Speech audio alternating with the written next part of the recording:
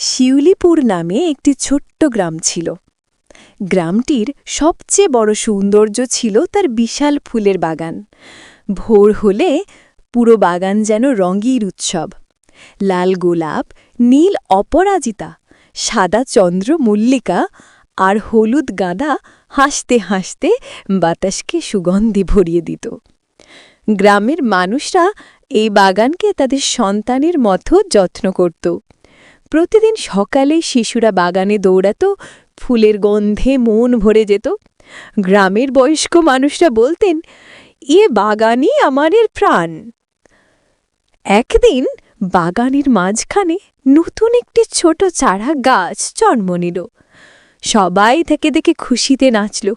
শিশুরা পানি দিল, বড়রা মাটি কোদাল দিয়ে ঠিক করে দিল। কয়েক সপ্তাহ পর সেই ছোট্ট চারা গাছ এক সুন্দর নীল ফুলে ভরে উঠল।